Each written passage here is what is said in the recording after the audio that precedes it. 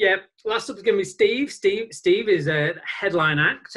Personally, my favourite presentation. So no pressure on you, Steve. None at all. Yeah, thanks, Rob. Steve and I love a bit of natural language processing chat, which is a good job. Steve likes it because my wife certainly isn't that interested at all. We've actually with that this presentation was actually quite a lot longer, and we went into some real detail of how you could use some of the tools. But we've stripped it back to keep it quite top line. How can you use it strategy wise for the time being? But if there is enough interest at a later date, we'd be happy to run another session onto getting into a bit more detail. But for now, kind of over to you, Steve. Cheers, Rob. Well, thanks everybody who's made it to this last session. And this is about using natural language processing to support E.A.T. And I'm aware that some of you might not know what either of those two things are, but don't worry, I'm going to tell you exactly the bits that you need to focus on, so you don't need to have heard of them before. At the end of this session, here we go. What I hope that you'll learn is how natural language processing interacts with your website rankings, how it impacts on those, and how you can use this to strengthen your content strategy. So particularly for anybody who's in marketing, if you're writing articles, blog posts, that kind of thing, how we can use it to support that process. But as I said, first of all, I'll take you through what we mean by the various bits of terminology. So what is E.A.T? This is an assessment of expertise, authority, and trust. And Google's been trying to build this into its search algorithm for many years now. And all I need you to know about this is when I'm talking about E.A.T, that we're looking at the expertise that you're capable of showing to Google with your content. Don't worry about authority and trust for this, just expertise. And that's all I need you to know about E.A.T. Now, natural language processing, this is probably the least familiar thing for most of you, but it's what powers Google's understanding of your content. It feeds directly into the search algorithm, and it's how a computer reads your content, understands what you're talking about and its tone and the purpose of it. So it's an important part of that algorithm. Thankfully, they've got an online demo, so you can actually go and play about with this yourself. You can type into that box or paste an article that you're working on, click Analyze. It will go off and do its thing and give you some results at the end. So there's a link in this slide if you want to play about with that. But I'll show you a bit of an online example. So here's a piece about the mighty Newcastle United. Google comes along, crawls this piece of content, and it needs to try and understand what it's talking about. So what happens is it takes the text from the article, starts reading through it, looks at all the words that are in your article and the relationships between them and the sentiment and so on. And we're not going to focus on that part. We're going to focus on this part here. So at the end, it actually displays what categories it believes that piece of content falls into. So it identifies this as a piece about sports and soccer, which is a word that offends me when talking about football, news and sports news, and a bit about business and industrial as well. And it gives us how confident it is as well about its categorization. And like I said, categorization is the key bit here. And there's hundreds of these categories. So whatever sector that you're working in, there will be 1, 2, maybe more categories that fit your particular website or that particular piece of content that you're writing on. So we didn't start looking at NLP with any particular purpose, but what happened back in 2018 is Google released what was widely referred to as the Google E.A.T update, and it had a huge impact on rankings, specifically or most commonly within the health sector. So that's pharmacies, sports supplements websites, weight loss websites, all of those kind of things. They got a real hit towards the back end of the year, and Google has been rolling this out continually, updating, looking at expertise. And what we did was we took a selection of pharmacy websites just to see how it had impacted them, to get an idea of what Google was doing, how it was shuffling up its search results. So we'll take this Lloyd's Pharmacy article on anaphylactic shock as an example of what's going on. Before Google made its E.A.T updates, you would find this article ranking at position 4. And we can see here a little snippet that says Google has categorized it within health conditions and allergies, and it's really confident about its categorization as well. Now, after the update, this article doesn't rank at all in the first couple of pages, so they're not getting any traffic through it whatsoever. It's the same article. Google's still as confident as it ever was before, but it's just not ranking. So what was Google doing? Well, before the E.A.T updates, if you're an online pharmacy, you could rank for medical research and advice, you could rank for the cures and treatments, and you could rank for the products as well. All Google was doing was, and this is very simplified, but when a Google searched for anaphylactic shock, Google would go and check its index. It would find that piece of content really well written, and it would put it in the search results. Fantastic. But after the E.A.T updates, we saw a better reflection of expertise. So this is the E.A.T part. Now, if you search for medical advice, you'll find the NHS, which is, as a user, what you'd expect, or NetDoctor or WebMD. And it's really pushed the pharmacy websites out of any of that kind of research search results. And the same for treatments, medical advice again. And where pharmacies still excel is when they're talking about products themselves. So the important thing is, when the user searches for anaphylactic shock now, Google checks its index, it still finds that piece of content from Lloyd's Pharmacy. But Google then asks this additional question: does it come from an expert? Now, Lloyd's Pharmacy are not an expert, the NHS are. So in answer to Google's question, no, Lloyd's Pharmacy isn't an expert, and they exclude that piece of content. No matter how well it's written, they exclude it from those top ranking pages. And that's obviously something that we want to avoid. This is just an example of all the different categories that a pharmacy used to be able to rank in. So they could write about, say, mental health or men's health. And that was before the update.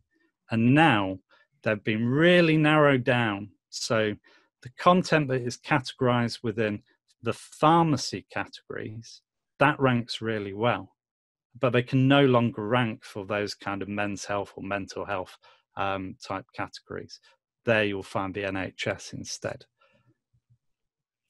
So how does this help us? Well, we can know by looking at the categories where Google's ranking, we know where Google considers us to be experts, and we can write for those categories. So back to Lloyd's, whilst their quality of content can be great, we would advise them, don't write about topics like anaphylactic shock, because you're not for SEO anyway, you're not going to rank. Instead, write about your products, and this one about the disposal of medication as an example, which ranks really well, and it's categorized within that health, pharmacy, drugs and medications. It's perfect for them to be writing about that kind of content. Now, I doubt that everybody on this particular webinar is from the health sector. So the question really is, does it hold true for the sector that you're in and outside of health? So what we did is we looked at what works in the travel sector, highly competitive area, and see if it still held true for that. So from one website, we took 100 of their ranking blog posts, that's ranking on page 1, and we took 100 of their pages that weren't ranking on page 2 or lower, to see if the categorization from natural language processing actually had an impact on the rankings for those pages. Now, as you can see here, this is the top 100, the 100 pages that were ranking, and 85% of that content was categorized within one of the travel categories from Google's natural language processing. This is perhaps unsurprising, but a travel website that should be writing about travel, this is where we'd expect them to be experts. But the question is, what about the pages that aren't ranking? Do they follow a similar sort of split to this?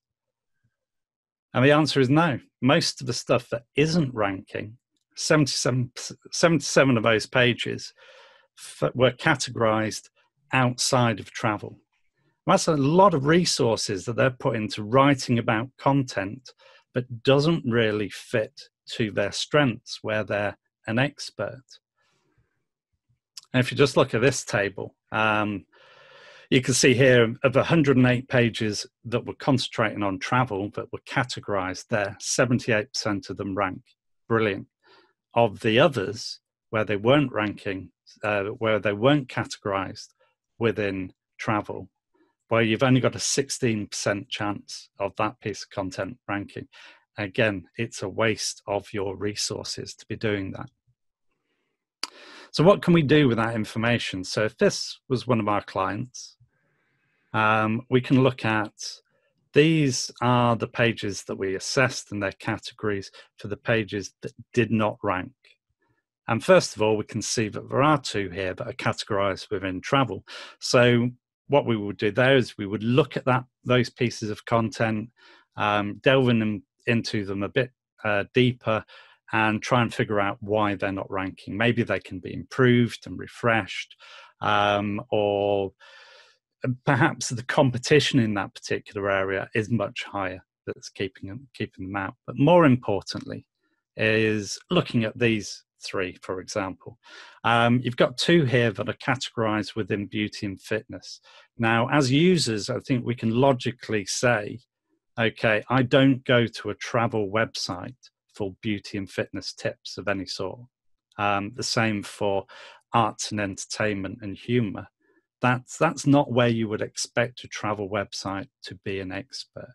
So what we would do here and advise to a client is either remove these pages because they're diluting our message, or perhaps rework them. So for example, the comedy shows in London, if we edited that article and started talking about how you can travel to those particular shows, or where you could stay if you are visiting the area to visit those shows, then maybe we can move its categorization out of arts and entertainment and into travel. And if it works, here we go. Yeah, these are some examples from the pages that did rank. And you can see that we've got travel and tourist destinations. That's a brilliant category for this particular website to focus on. Their content ranks really well there. Hotel and accommodations is another thing that they can write a lot about and get good rankings out of. So we would use this as a piece of evidence to say to them, okay, when you're looking at writing content, building up your content strategy, these are the areas where you have the best opportunity to get into page 1 of Google. So write for these kind of topics. So as essentially what we use natural language processing for, we find the appropriate categories for a website. We don't guess at them. We look at our client's website. We look at competitors too, to see where Google would consider us to be an expert. And then we can also identify and remove content that is diluting our message, such as the beauty and fitness pieces. And we can assess the confidence score as well, which I've not really talked about because, I could do an entire webinar just on how confidence score impacts your rankings.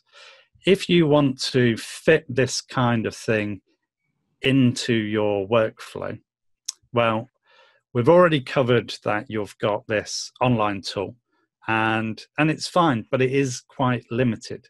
If you're writing an article, you can paste it all in there and analyze one article at a time. That's fine. But if you wanted to do a bigger project, if you want to assess 200 blog pages, this is a really, really slow way of doing it. So what we need is a bigger toolkit. And these are some of the things that we used. As Rob said at the start, it's not possible for me to go through all of this at the moment. It's quite techy, but if you are keen and interested, then we're more than happy to talk people through the process that we use to speed this up. And yes, a final slide just on some of the resources. So we've got the link to the online demo that you can use. Screaming Frog, if you're not familiar with that, download it and play about with it. It's fantastic. And something that we use that I can't take credit for is a bit of Python script by J.R. Oakes, and there's a link to it there. And I believe there's an article that goes along with it, which is fantastic and set us on our path of using NLP. So thank you very much for listening. Any questions, Rob? Well, Steve, I knew you were the headline act because we've had more questions for you than we've had with anyone else. Brilliant. Everyone likes a bit of NLP. It's not just you and me. So yeah, there's quite a few questions here. I'm conscious, kind of like we've gone over time a little bit. So I'm aware people have still have things to do with even in lockdown. Children still need to be fed and dogs walked, etc. No, so, ignore the children. Yeah, well, yeah, that's one thing. Not sure it's something I'd advise. So what we're going to do now is there's a few more questions that we'll go through. So we'll spend 10-15 minutes just going through those questions.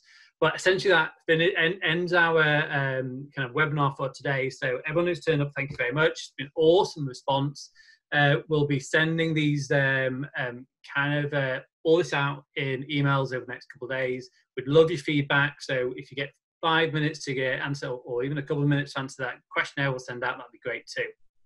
So, right then, Steve, where do I start? Question from Sam. How would you effectively alter the categories Google pigeonholes you into?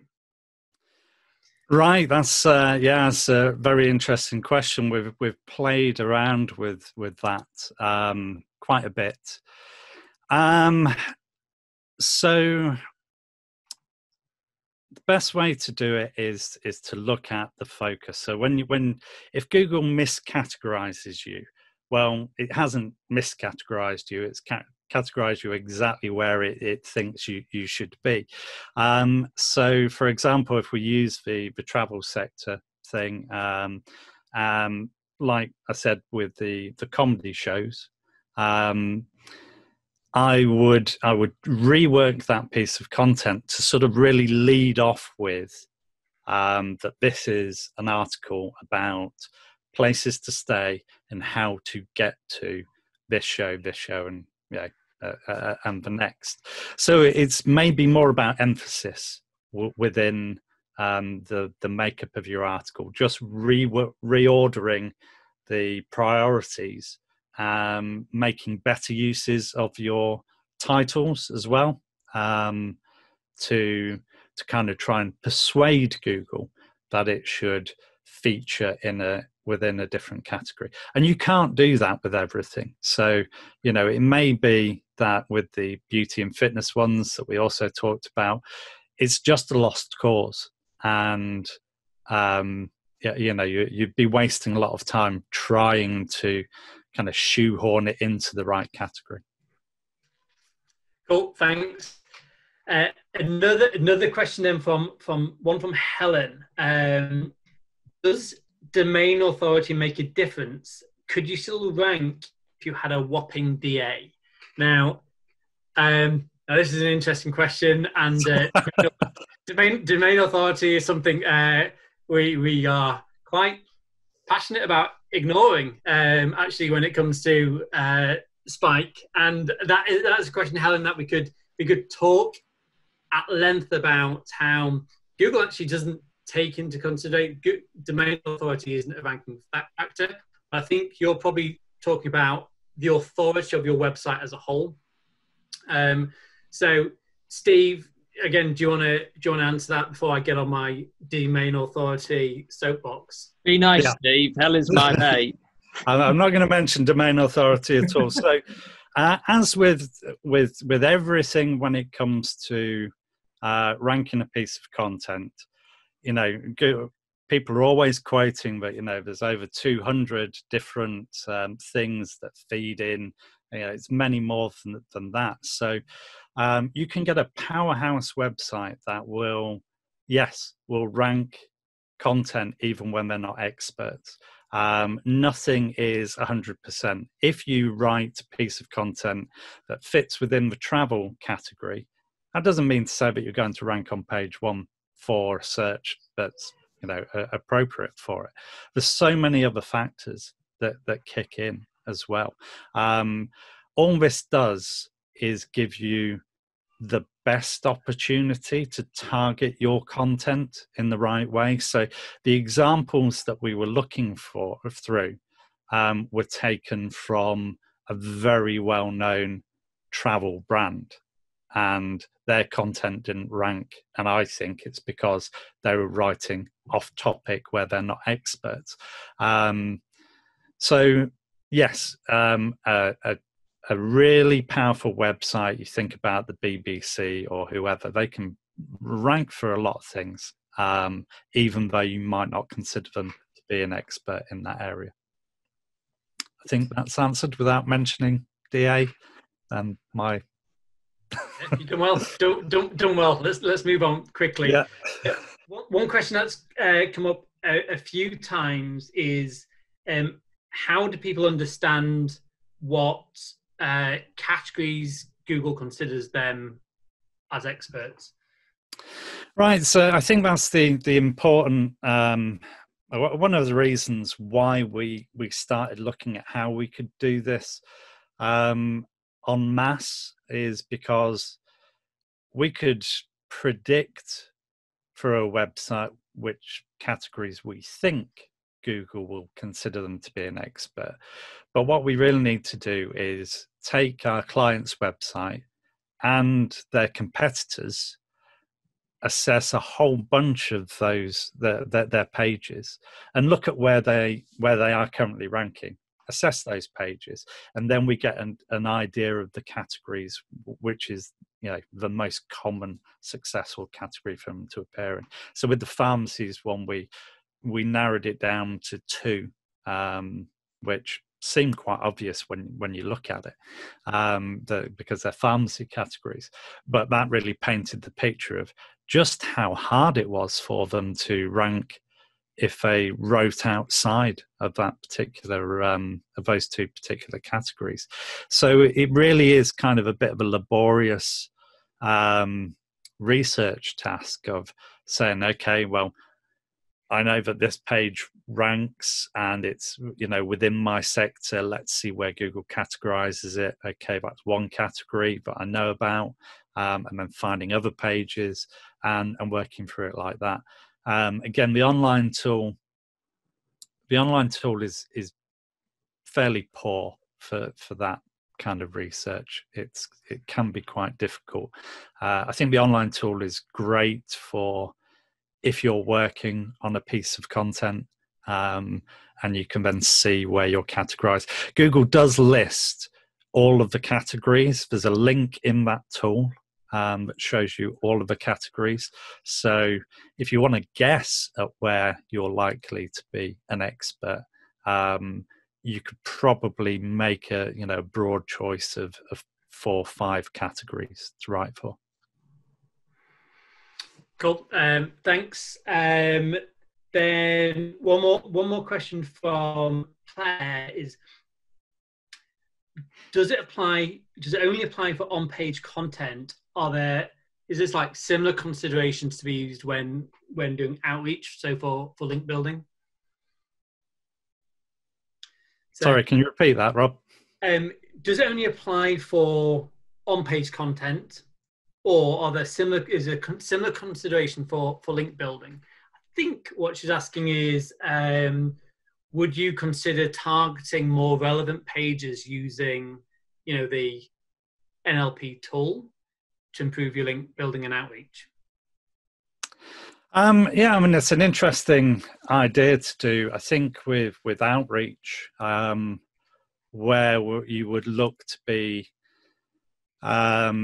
getting your content hosted, it stands a much better chance of ranking and being influential. This is going a bit off topic, but the way that we look at links is more about building relationships within your community, within relatable websites. So, getting if a pharmacy, again, for an example, if they wrote a piece, we've got a client who's done this, and get it featured on NetDoctor, then that's just a win all over. It's a powerful site they're getting a link from.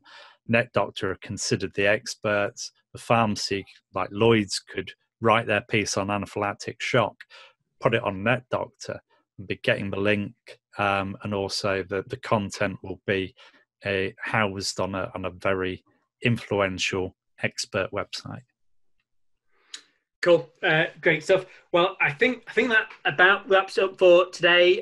There's another couple of questions which we haven't got quite round to answering. Flav, I obviously know your email address. So we can drop you an email with a response to your question because it's quite specific to you. And we will look at all the others and coming back to everyone. So that wraps up. I want to say thank you very much for everyone who's attended. We'll be sending out the Bob emails. Let us know your feedback. That'd be awesome. If there's interest, we can do more of these at a later date. So thank you very much, guys. Have a great evening. All the best.